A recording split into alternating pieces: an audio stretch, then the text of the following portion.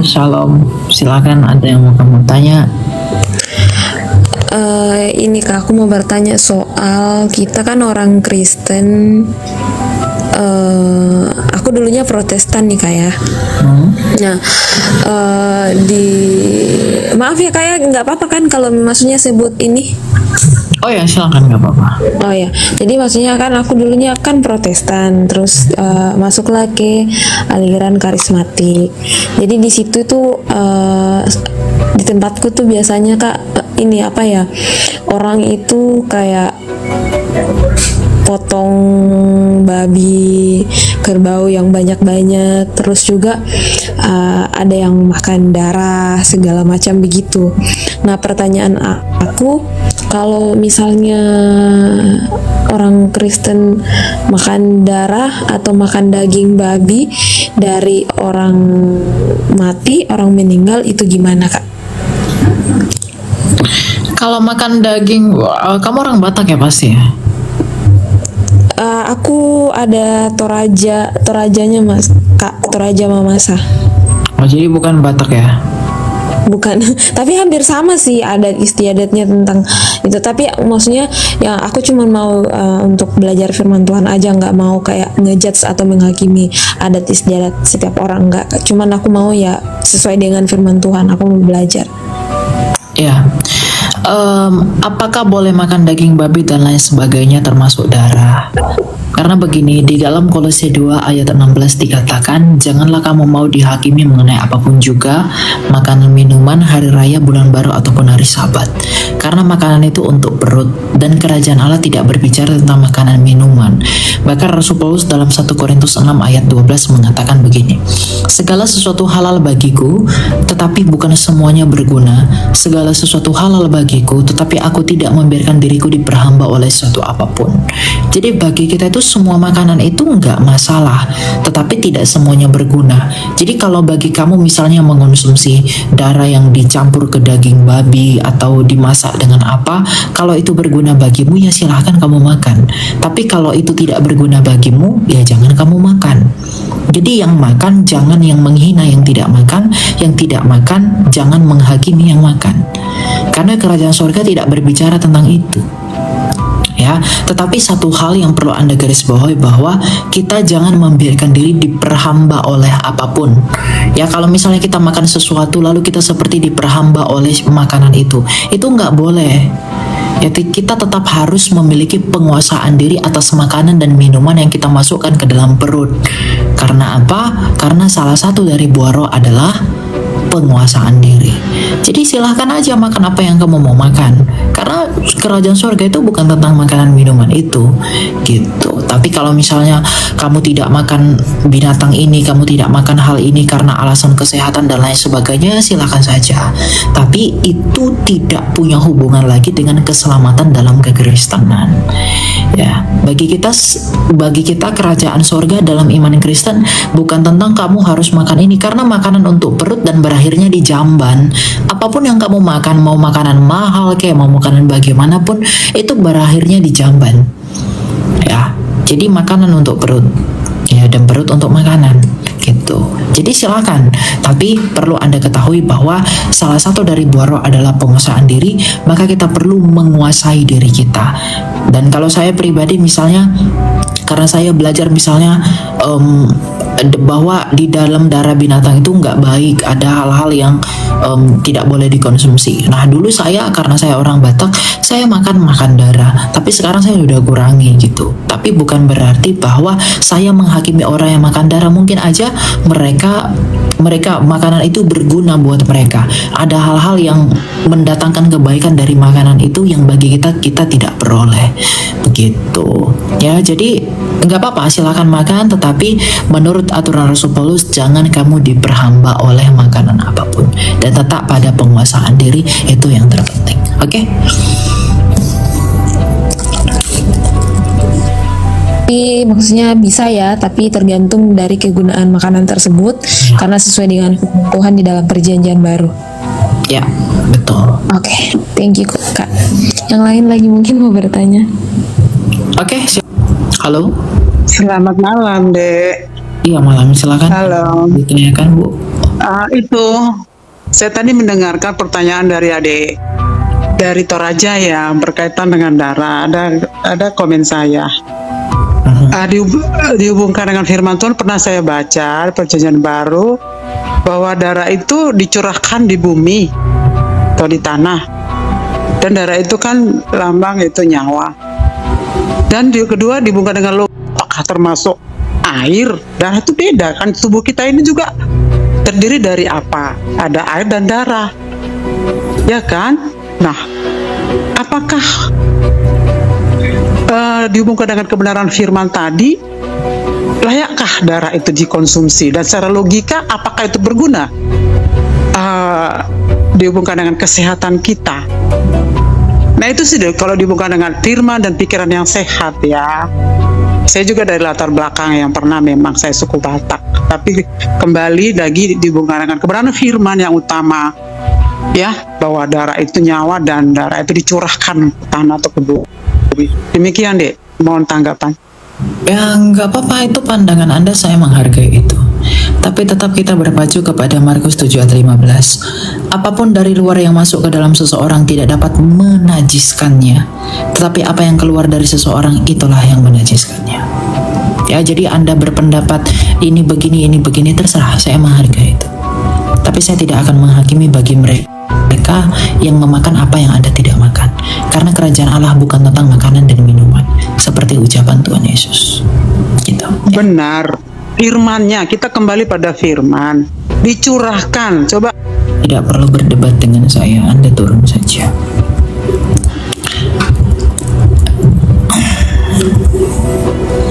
Kalau tidak makan, silakan jangan makan.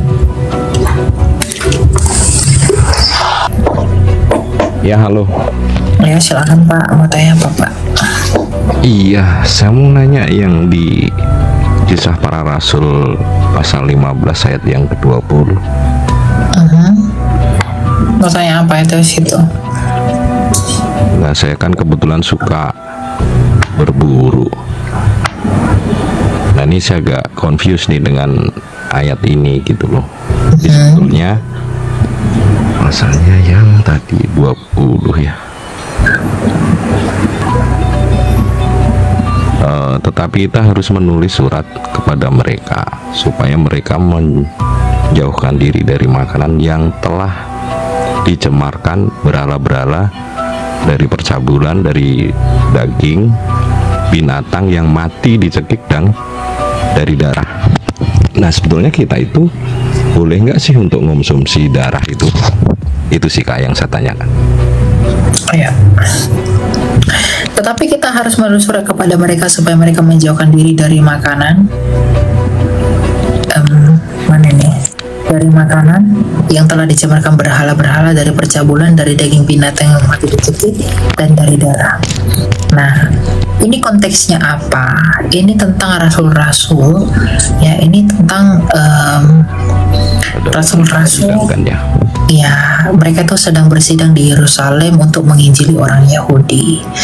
Nah, ketika mereka mau menginjili orang Yahudi, maka mereka itu harus mengikuti prinsip orang Yahudi agar apa? Agar Injil yang mereka sampaikan itu tidak ditolak. Nah, maka orang Yahudi, maka rasul-rasul yang menginjili ke orang-orang Yahudi sebaiknya jangan makan darah, jangan makan makanan yang mati dicekik, yang juga yang disembahkan kepada berhala. Agar apa? Agar perilaku itu tidak menyandung Injil yang diberitakan itu. Tetapi kerajaan sorga bukan lagi tentang makanan dan minuman.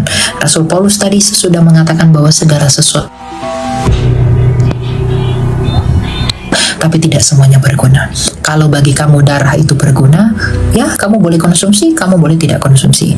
Ya, tapi bagi saya, dulu saya makan darah, sekarang saya nggak makan darah. Karena apa? Karena bagi saya ternyata itu tidak berguna. Tapi bagi orang yang baginya itu berguna, ya silakan saja. Karena apa? Makanan untuk perut dan perut untuk makanan. Gitu. Jadi pengorbanan itu keselamatan itu tidak tergantung kepada makanan dan minuman yang kamu makan. Karena Tuhan Yesus dengan jelas mengatakan, bukan apa yang masuk ke dalam perutmu yang menajiskanmu, tapi apa yang keluar dari mulutmu. Begitu. Ya. Jadi kalau memang itu berguna, silahkan makan. Kalau itu tidak berguna, ya jangan makan. Tetapi yang paling penting dari semuanya itu adalah janganlah kita diperhamba oleh apapun. Rasul Paulus menasihati kita agar kita tidak diperhamba oleh apapun. Jangan ketergantungan terhadap apapun agar kita tidak diperhamba olehnya. Begitu, ya. Oh, jadi no issue ya. Intinya nggak masalah ya, Kak ya. Ya. Oke. Satu lagi boleh, Kak? Ya, silakan. Tentang liturgi nih, kebetulan kan saya beberapa kali di mana saya pindah, pastikan saya nyari gereja yang terdekat gitu kan. Jadi saya pernah mengikuti 3. Suara agak dikuatin, Pak. Saya agak peka soalnya. Oke, jelas nggak? Nah, ya. Tentang liturgi sih sebetulnya yang saya tanyakan. Nah, untuk liturgi sendiri itu sebetulnya itu yang menetapkan atau yang membuat liturgi itu, apakah memang Yesus sendiri pernah menyampaikan, oh kalau kamu mau beribadah kepadaku itu harus begini gitu loh? Enggak. Ataukah Tuhan Yesus hanya menegaskan kamu harus menyembah di dalam roh dan kebenaran. Orang menyembah di dalam roh artinya tidak lagi terpaut pada arah-arah tertentu. Menyembah di dalam kebenaran artinya menyembah di dalam Yesus yang adalah sang kebenaran. Yohanes 14 ayat 6. Mengenai liturgi itu adalah tradisi. Ya, jadi boleh berliturgi, boleh tidak, boleh menyanyi tepuk tangan, boleh berdiam diri, boleh dengan nyanyi ala musik, dengan apa silahkan saja, karena itu hanya tradisi. Ya, tetapi yang terpenting dari semuanya itu adalah menyembah Dia di dalam roh dan kebenaran. Di dalam roh artinya dimanapun kita bisa menyembah Dia, di dalam kebenaran artinya menyembah Dia di dalam kebenaran, yaitu Kristus sendiri. Gitu ya. Oke. Kalau sakramen itu termasuk liturgi nggak? Ada yang termasuk, ada yang tidak. Seperti misalnya baptisan itu kan langsung perintahnya Tuhan Yesus. Ya. Perjamuan juga. Gitu. Oke. Ya, jadi no issue ya, kayak soalnya kan ada beberapa temen yang nanya tentang hal itu. Saya bilang sih nggak masalah, saya hanya di mana saya tinggal ya gereja terdekat saya cari, intinya yang memang Alkitabnya sama gitu aja sih. Yeah. Itu sih, Kak. Thank you loh, Kak. Ya, Dapat udah dikasih. Ya, thank you. Shalom, Bro Elia. Silakan, brother. Salam, Pastor Cipto.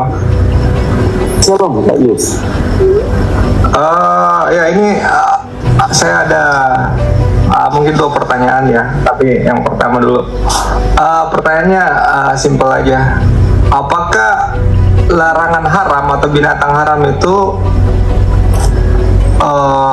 difirmankan Allah pada saat keturunan Israel aja atau orang Ibrani? Di Mazmur 11 dikatakan di situ kan ada. Nggak ada yang haram di perjanjian lama. Yang ada Makanan. nggak ada yang haram. Yang ada itu kosher dan lo kosher. Arti kosher itu bukan haram. Kosher itu layak atau tidak layak. Kalau gitu pernyataannya kita ini buka Kejadian 7, Bro Elia. Kejadian 7 ayat 2. Coba bacakan. Kejadian 7 ayat 2, dari segala binatang ini binatang yang tahir haruslah kau ambil 7 pasang jantan dan yang tidak tahir, yaitu yang kosher dan lo kosher. Tahir itu kosher, lo kosher itu tidak tahir, bukan haram, brother. Layak dan tidak layak. Di terjemahan kitab saya dikatakan situ tidak haram, bukan itu tahir. terjemahan yang mana? Terjemahan yang mana? Kamu pakai Alkitab yang terjemahan yang mana? TB yang terjemahan baru atau TB2? TB2. Kok TB2? Saya pakai TB2 loh, jangan bohong. Iya, ini dari segala binatang yang tidak haram haruslah kau ambil 7 pasang. Kamu pakai TB2. Saya pakai TB2 loh. Enggak, tahir sama haram itu beda ya? Beda. Tahir itu berarti najis atau gimana? Gak ada. Tahir layak, itu layak. Beda, layak tidak layak itu beda dengan haram halal. Jadi nggak ada yang haram tuh, nggak ada perjanjian lama. Yang ada itu layak atau nggak layak. Kamu nggak layak yang makan daging babi. Kenapa? Biar kamu nggak sama dengan penyembah berhala. Kamu nggak layak ya makan ini. Kenapa? Biar kamu nggak ini, biar kamu nggak ini. Itu nggak layak. Biar kamu nggak sama seperti penyembah berhala. Kamu nggak boleh. Oke. Kalau di situ oke, layak ya. Berarti gini. Berarti dari awal penciptaan binatang ada yang memang diciptakan tidak layak dan ada yang layak gitu. Karena di Kejadian 7 ini dijelaskan ada yang tidak layak.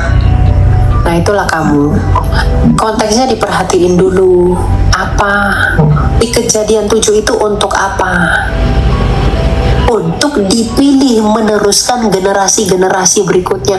Maka Tuhan bilang pilihlah yang layak. Yang layak di sana itu yang bagus-bagus. Jangan kau ambil yang sakit-sakitan. Ambil yang bagus biar bisa beranak pinak ketika air bah itu datang. Mereka datang ke bumi ini, mereka bisa beranak pinak secara sehat, bugar dan beranak pinak. Jadi jangan kau ambil yang udah tua, yang sakit, ambil yang baik-baik. Itu maksudnya Bapak. Layak dan tidak layak. Makanya kosher dan lo kosher tadi itu pengertiannya begitu. Jadi jangan kamu bilang oh ada binatang tidak layak berarti diciptakan tidak layak. Enggak begitu pengertiannya, buang-buang. Kita sendiri aja, manusia aja sebenarnya nggak layak karena kita berdosa. Tapi kenapa kita tetap diciptakan? Dia menyucikan kita. Sama seperti hewan itu, dia pilih yang baik di dalam kelompok jenisnya untuk meneruskan regenerasinya. Gitu. Jadi nggak gitu pengertiannya. Mengerti konteksnya diperhatikan. Jangan dibal-bali itu Alkitab seperti baca karangan si Plato. Enggak ya. Lihat budayanya juga. Soalnya di sini nggak ada penjelasan yang seperti Bro Elia sampaikan. Di sini kan tadi cuman ada di atas konteksnya kan ada air bah kan. Nah Allah memerintahkan kepada Nuh untuk mengambil beberapa binatang yang layak atau yang tidak layak itu. Nah tapi di Alkitab saya tertulis haram di sini. Makanya tadi saya pertanyakan. Nggak, bahasa aslinya itu kosher dan lo kosher. Memang terjemahan itu akan selalu berubah.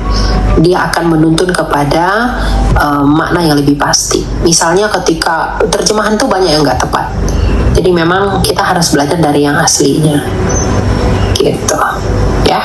Satu lagi nih, terakhir. Saya belakangan ini banyak berdebat sama teman-teman Katolik kan. Kebetulan yang lagi rame kan ada paus yang datang. Nah, saya selalu dengan pendapat saya bahwa tidak ada lagi imam besar yang bisa mewakili, karena itu sudah diwakilkan oleh Yesus kan, imam besar itu. Dan kira-kira secara kitabiah benar nggak ini misalnya ada semacam perwakilan imam besar seperti paus apa gitu? Itu ya, gimana? Imam besar agung kepada Bapa itu memang hanya Yesus. Nggak ada paus bisa sampai ke Bapa, itu nggak bisa. Atau rasul siapapun nggak ada. Ya. Tapi kalau mereka bilang oh ini imam-imam ya nggak apa-apa Pak, itu kan imam dalam liturgi gereja Katolik. Mereka kan mengimamati itu liturgi ilahi. Itu seperti, jadi kalau ada imam di gereja Katolik itu, imam itu seperti Yesus, diibaratkan. Yang mewakili apa? Yang mewakili Kristus. Itu simbol, penyimbolan, bukan bener-beneran. gitu loh. Bukan berarti orang yang berdiri situ oh itu Yesus, enggak. Disimbolkan secara misterion dia hadir di tengah-tengah umat. Makanya ayat Alkitab berkata 1-2 orang berkumpul memanggil namaku, aku di sana bersama mereka. Jadi nggak ada yang perlu keperdebatannya orang Katolik sebenarnya. Nggak ada yang salah juga dengan mereka. Enggak, satu lagi, mereka selalu mengklaim bahwa katanya gereja awal-awal yang diperintahkan Yesus dibangun kepada Petrus itu adalah Katolik, Kristen Katolik. Itu gimana? Nah, kalau itu saya nggak sepakat. Karena itu penafsiran mereka sendiri. Mereka yang mencocokkan gereja itu hanya kami karena Petrusnya mati di Roma, jadi kami yang paling benar, kamilah gereja yang satu itu. Nah, kalau kita merujuk kepada sejarahnya lagi, ya saya pribadi ya saya nggak sepakat dengan itu. Karena Katolik itu sifat gereja yang Katolik, ya. Gereja yang Katolik itu waktu itu punya banyak patriark, ada yang di Yerusalem, ada yang di Roma, ada yang di Konstantinopel, ya itu ada banyak patriarknya, bukan hanya yang di Roma. Tapi ketika mereka bilang bahwa itu hanya yang ada di Roma harus tunduk kepada yang di Roma, argumentasi Alkitab yang mengatakan harus tunduk kepada Roma itu nggak ada. Jadi saya nggak setuju untuk yang itu, ya. Karena sifat gereja mula-mula adalah gereja yang Katolik itu kan artinya universal. Ortodoks itu kan sifat gereja yang lurus. Jadi gereja mula-mula itu sifatnya yang Katolik dan yang lurus gitu. Dan ketika skisma tahun 1054, timur pecah dengan barat, yang di barat berpusat di Roma, mereka menyebutnya dengan Katolik Roma, dan yang di timur itu mengidentifikasi dirinya sebagai gereja ortodoks. Tapi pada mulanya memang gereja yang Katolik, tapi Katolik di sini bukan Katolik di Roma. Karena kalaupun argumentasinya Petrus sendiri pertama kali melayani itu bukan di Roma, tetapi di Antioquia. Gitu loh, gereja di Antioquia, ya. Oke. Masih ada satu lagi. Tapi itu nggak masalah. Kalau teman-teman Katolik punya penafsiran seperti itu, selama mereka punya iman kepada Tuhan Yesus, kita juga bagaimanapun kekatolikan itu kita perlu berterima kasih kepada kekatolikan karena mereka menjaga banyak hal, gitu loh, dan mereka memberikan dampak yang banyak kepada dunia kekristenan. Ya, jangan perbedaan itu, perbedaan tafsir dan anggapan demikian kita jadi saling membenci. Karena di manakah Kristusmu kalau kamu membenci membenci orang Kristen yang lain hanya karena berbeda baju. Jadi kalau ada, bagi saya ya, kalau saya meskipun saya Protestan, kalau saya benci Katolik, saya benci Ortodoks, padahal mereka orang Kristen, maka saya bukan Kristen. Masa saya membenci mereka karena beda baju yang mereka pakai sebagai identitas kekristenan mereka? Ya, tapi kalau ada orang beranggapan, oh itu bukan masalah identitas dan lain-lain, itu terserah. Tafsirmu adalah tafsirmu, pandanganmu pandanganmu. Kalau saya enggak gitu. Makanya saya selalu mengatakan baik Katolik, baik Protestan dan Ortodoks itu sama dalam pemandangan mata saya. Karena Tuhannya sama, Allahnya sama, keselamatannya sama, meskipun punya hal-hal sekunder yang berbeda. Lalu ketika ada mereka yang mengatakan, oh nggak ada yang sekunder, semua ini terserah, itu urusan Anda. Gitu. Ini satu lagi yang mengganjal. Satu lagi ya, sebelum saya turun ya. Maaf. Ini kan Protestan kita mengenal dengan sola fide ya, keselamatan oleh karena iman saja gitu. Terus Katolik dia keselamatan plus perbuatan. Itu nah ini penulis Alkitab Paulus menekankan bahwa keselamatan itu dari iman. Terus sementara di Yakobus dikatakan iman tanpa perbuatan itu adalah mati. Nah, apakah dua penulis ini berkontradiksi di tulisannya tentang keselamatan itu atau gimana? Iman keselamatan itu hanya oleh karena iman. Bagi saya ya, sebagai seorang Protestan, ya kalau yang lain plus apa silahkan. Karena gini, kamu tanya sama saya, maka saya menjawab, ya. Keselamatan itu bagi saya, keselamatan itu hanya karena iman. Tidak ada iman plus perbuatan baik. Kalau iman plus perbuatan baik, seakan-akan ada perbuatan baik di luar iman. Berarti ini ya, orang mengaku Yesus Tuhan tetapi berbuat jahat terus-terusan, apakah dia diselamatkan? Tidak. Tapi iman itu harus dibuktikan dengan perbuatan baik. Jadi bukan iman plus perbuatan baik, tapi iman yang dibuktikan dengan perbuatan baik. Makanya Rasul Yakobus mengatakan iman tanpa perbuatan adalah mati. Itu sebenarnya mengharmonisasikan bahwa iman yang tanpa bukti dari keadaan iman itu mati. Kamu percaya nggak kalau saya sembuh kalau suara saya masih serak? Nggak mungkin, karena nggak ada bukti kalau saya itu sembuh. Saya percaya nggak kamu beriman kalau nggak ada perbuatan baik dari apa yang kamu imani itu? Nggak mungkin. Saya percaya nggak kamu beriman kalau tidak ada bukti dari imanmu, yaitu perbuatan baik, yaitu buah-buah baik. Nggak mungkin. Ya, jadi saya nggak akan pernah percaya keselamatan itu iman plus perbuatan baik. Saya nggak akan pernah percaya itu. Saya hanya percaya hanya iman saja, tapi iman yang dibuktikan dengan perbuatan baik.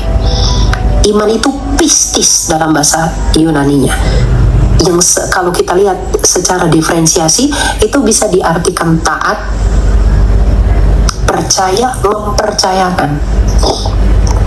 Jadi saya nggak akan bilang iman plus perbuatan baik. Kalau iman plus perbuatan baik seakan-akan ada perbuatan baik di luar iman. Nggak ada perbuatan baik di luar iman. Makanya Yesaya saja mengatakan bahwa perbuatan baik kami seperti kain kotor di hadapan Allah. Kesalehan kami seperti kain kotor di hadapan Allah.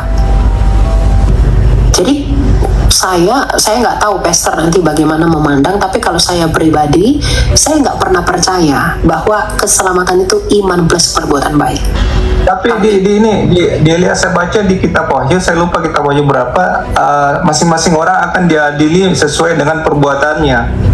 Iya, masing-masing menurut perbuatannya. Tetapi orang percaya, tadi Pastor Cito sudah baca dalam Roma 8 bahwa orang percaya itu tidak akan dihukum lagi, tetapi mereka akan dihakimi menurut perbuatannya, menentukan upahnya, bukan untuk dibuang ke neraka lagi karena maut sudah dikalahkan oleh Tuhan Yesus. Nah, orang-orang yang sungguh-sungguh percaya adalah orang-orang yang berjuang melawan dosa. Itulah yang masuk surga. Kalau mulutnya mengaku Kristen tapi tetap menikmati dosa tanpa merasa bersalah atas dosa itu, dia tetap dibuang ke neraka. Karena jikalau dia percaya kepada Yesus dan dia beriman, maka iman itu akan membuat dia melawan dosa-dosanya. Tapi karena dia tidak melawan dosa-dosanya, artinya dia tidak beriman, walaupun mulutnya mengaku percaya. Jadi makanya iman tanpa perbuatan adalah mati, yang artinya iman tanpa bukti dari keadaan iman, yaitu perbuatan baik, itu mati, gak berguna. Nah, saya mau ambil satu satu contoh lah di toko-toko perjanjian lama atau Raja Salomo. Salomo beriman ya, dia selalu berdoa meminta hikmat ketika dia menjadi raja kan. Nah, dia diberikan hikmat yang luar biasa, tapi sepanjang kehidupannya dia banyak melakukan kesalahan dan bahkan menyembah berhala. Nah, pertanyaannya, apakah Salomo ini bisa diselamatkan dengan iman saja gitu? Dengan Salomo bertobat nggak pada akhirnya? Dia mengakui kesalahannya nggak pada akhirnya dengan menuliskan amsal-amsalnya? Di Amsal saya tidak mendapatkan pertobatan Salomo. Kalau Daud saya mendapatkan pertobatan Daud. Amsal dan Kidung Agung itu kan sebagai tanda pertobatan Salomo bahwa dia mau mengatakan semuanya sia-sia. Artinya Salomo bertobat nggak? sebelum meninggal dia bertobat ya, karena setahu saya dia dia menulis. Makanya jangan terlalu skriptura, pahami konteksnya. Jangan solo skriptura, sola itu beda, sola dengan solo itu beda. Jangan pakai solo, apa yang kau baca itu yang nggak ada ditulis begini, jangan, itu jadi aneh nanti. Jangan, di Alkitab nggak ada tulis pakai dasi, lalu nggak boleh pakai dasi. Di Alkitab bilang nggak ada Salomo secara harus begini, katanya. Salomo itu menuliskan kitab-kitabnya itu sebagai tanda pertobatannya dan pengakuannya bahwa semuanya ternyata sia-sia. Sia-sia belaka, sia-sia belaka, sia-sia. Nah, jadi ya dia bertobat. Jadi pertobatannya itu sebagai tanda bahwa dia orang-orang yang dipenuhi oleh Roh Allah. Semua orang berdosa kok, tapi kalau setiap orang yang mengaku 1 Yohanes 1:9, ia akan disucikan oleh Tuhan melalui salibnya Kristus. Oke, Pastor, ada tambahan Pastor? Silakan Pastor. Ya, shalom ya Kak Yus, tadi yang dijelaskan oleh Elia sudah bulat ya. Nah, jadi Kak Yus, terutama kan titik tekannya begini, apakah ada pertentangan antara penulis Alkitab bahwa keselamatan hanya iman saja, ataukah iman plus-plus, yaitu iman dengan perbuatan. Lalu Kak Yus tadi mengacu ke Wahyu, ya, tadi yang Anda lupa Wahyu itu Wahyu di mana? Wahyu 20 ayat 11 itu maksudnya, yang dimana dikatakan orang-orang akan di masa akhir dia hakimi menurut perbuatan-perbuatannya. Wahyu 20 ayat 11 itu artinya demikian, Kak Yus, supaya tidak salah membacanya, yaitu demikian Kak Yus. Nanti di masa akhir semua orang itu ditanya, waktu kamu hidup di dunia percaya kepada kitab apa? Terlepas dari agamanya apapun, mereka akan ditanya, waktu kamu di dunia percaya kepada kitab apa? Misalnya Bapak A percaya kitab A, Bapak B percaya kitab B, Bapak C percaya kitab C, demikian seterusnya. Lalu dikatakan di Wahyu 20 ayat 11 sampai 15 itu dikatakan demikian, mereka yang percaya kepada kitab-kitab yang mendasarkan kepada perbuatan, artinya adalah keselamatan itu didapat dari perbuatan amal pahala dia. Puasa 1 bulan atau 5 bulan bisa mengurangi dosa dia. Contohnya itu makanan halal itu bisa mengurangi, mencicil hukuman dosa dia. Maka orang-orang model begitu yang percaya kepada kitab-kitab yang berdasar kepada perbuatan, mereka dilempar kepada api neraka. Itu tadi. Jadi jangan salah membacanya. Nah, orang Kristen sendiri, jadi bukan artinya iman nggak cukup masih ditambah perbuatan. Tidak, bukan itu artinya. Di Roma 3 ayat 26 sampai 28 dikatakan apa? Kita diselamatkan karena iman kita, bukan karena perbuatan kita. Di Galatia 2 ayat 16 dikatakan karena iman. Pastor, Roma 3 berapa? Sorry. Roma 3 ayat 26 sampai 28. Roma 3 ayat 26 sampai 28, percaya kepada Tuhan Yesus bukan bermegah, bukan karena perbuatanmu. Lalu Galatia 2 ayat 16, karena iman kepada Kristus bukan karena perbuatan. Lalu 2 Timotius 1 ayat 9, bukan karena perbuatanmu. Gitu. Lalu Efesus 2 ayat 8, bukan hasil usahamu, artinya bukan karena hasil perbuatanmu. Yesaya 64 ayat 6, bahwa perbuatan baik atau kesalehan itu adalah kain kotor, jadi bukan itu yang menyelamatkan. Amsal 20 ayat 9 sampai 10 mengatakan bahwa timbangan itu adalah kekejaman bagi Tuhan, kekejian bagi Tuhan. Dua macam timbangan itu, timbangan kebaikan, timbangan keburukan, nanti menyelamatkan dari dosa, itu kekejian bagi Tuhan. Di Wahyu 20 ayat 12 tadi mengatakan mereka yang berdasar kepada kitab-kitab perbuatan, mereka dilempar ke api neraka. 1 Yohanes 4 ayat 19 mengatakan apa? Karena Allah dulu mengasihi kita, bukan karena kita dulu yang berbuat baik. Roma 10 ayat 9 catat bahwa kita mengaku dengan mulut dan sepenuh hati kita, bukan karena perbuatan baik. Lalu kalau Kak Yus merasa bingung, di bagian firman lain ada kayak iman tanpa perbuatan adalah sia-sia. Lalu juga ada perkataan bukan yang berseru Tuhan Tuhan yang masuk ke dalam kerajaan surga, Matius 7 ya, melainkan mereka yang melakukan kehendak Bapa. Melakukan berarti kan perbuatan. Apakah bertentangan dengan yang dalil tadi yang sudah Anda catat banyak itu tadi? Jawabannya tidak pernah bertentangan. Karena arti perbuatan, iman tanpa perbuatan adalah sia-sia.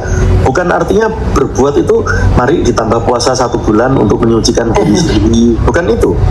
Iya. Iman tanpa perbuatan adalah sia-sia. Matius 7 mengatakan yang berseru Tuhan Tuhan tidak selamat kalau tidak melakukan kehendak Bapa. Berarti melakukan kehendak Bapa itu kuncinya, perbuatan itu kuncinya adalah di Yohanes 6 ayat 40. Karena itu Kak Yus baca di Yohanes 6 ayat 40. Melakukan kehendak Bapa. Itu kuncinya. Perbuatan melakukan kehendak Bapa. Apa kehendak Bapa? Nah, kita buka di Yohanes 6 ayat 40. Saya bukakan dalam kalimat lengkapnya. Kehendak Bapa adalah ini, Yohanes 6 ayat 40. Jadi perbuatan ini yang harus dilakukan, yaitu apa? Yaitu inilah kehendak Bapa, yaitu supaya semua yang telah diberikannya kepadaku tidak terhilang. Inilah kehendak Bapakku, supaya setiap orang yang percaya kepada aku, kepada anak bertuhan Yesus, beroleh hidup yang kekal. Itu tadi. Jadi waktu dikatakan iman tanpa perbuatan adalah sia-sia. Kalau kita mengatakan punya iman, tapi perbuatan kita tidak mencerminkan bahwa kita punya iman. Betul. Perbuatan kehendak Bapa, perbuatan sesuai kehendak Bapa, itu artinya Yohanes 6 ayat 40. Melihat Tuhan Yesus, mengerti Tuhan Yesus, dan percaya. Itu perbuatannya. Bukan berarti perbuatan baik tidak boleh, harus dilakukan sebagai bukti cinta, tapi dia tidak menjadi syarat untuk masuk gerbang keselamatan. Jadi perbuatan yang di situ tidak pernah ada bertentangan dengan dalil-dalil yang tadi sudah dicatat bahwa iman bukan karena perbuatan. Kekristenan itu sungguh luar biasa, Alkitab itu sungguh sangat luar biasa. Tidak pernah ada setitik pun kalau kita mengerti belajar teks atau kodeks, belajar manuskrip, tidak ada satu pun bertentangan di antaranya. Itu. Demikian, Kak Yus. Ya. Ya, makasih banyak. Itu luar biasa penjelasannya Pastor Cipto sama Bro Elia. Thank you. Oh, thank Ada you. pengetahuan baru lagi yang aku dapat malam ini. Makasih banyak. Salam, Tuhan Yesus memberkati. Dalam iman Kristen, pengajaran Yesus Kristus dan para rasul menegaskan bahwa makanan tidak menentukan kesucian atau hubungan seseorang dengan Allah. Yesus menyatakan bahwa semua makanan halal Markus pasal 7 ayat 18 dan 19, dan Rasul Petrus menerima penglihatan yang menegaskan bahwa apa yang Elohim nyatakan halal tidak boleh dianggap haram. Kisah para Rasul pasal 10 ayat 15. Keselamatan dan kekudusan dalam iman Kristen berasal dari hubungan pribadi dengan Kristus, bukan dari aturan-aturan makanan atau praktik lahiriah. Meskipun umat Kristen memiliki kebebasan dalam hal makanan, kebebasan ini harus disertai rasa syukur kepada Elohim dan kasih terhadap sesama, seperti yang diajarkan dalam Roma pasal 14 ayat 20 dan 21. Dengan demikian, bagi umat Kristen, tidak ada makanan haram, sebab iman kepada Kristus telah memerdekakan kita dari hukum-hukum ritual. Hidup kita dipimpin oleh kasih karunia dan kebenaran, bukan oleh aturan lahiriah. Yang terpenting adalah bagaimana kita hidup untuk memuliakan Elohim, termasuk dalam apa yang kita makan dan minum. Tuhan memberkati.